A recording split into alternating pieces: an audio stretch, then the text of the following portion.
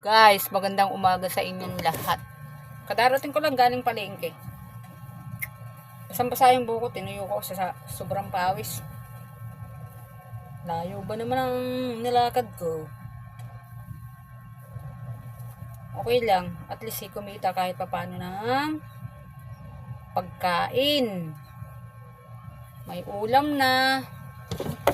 Mayroon pang bigas. Bumili na akong kalahating kilong bigas, guys.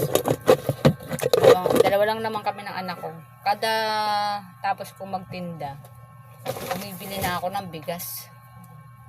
Kalahating kilo. Tapos, bumili ako ng pandesal. Masarap yung pandesal nila, guys. Sa payatas. Marami siyang dairy cream. Kaya mayami yung pandesal nila. Pinipilahan yun sa payatas. Kumbaga, lagi yung takilya. Ano yung takilya? Pinipilahan parang sinihan. Sa sarap ng kanilang pandesal. Sila mag-asawa lang yung gumagawa ng pandesal doon sa bakery. Wala pa silang tauhan. Siguro kapag umasenso na ng umasenso yung bakery nila, dahil sa dami ng mga customer nila, kukuha na sila ng tao doon, nakatulong nila sa bakery. At ito po, guys, bumili na ako ng syempre, para hindi na ako magluto ng ulam dahil pagod ako magtinda.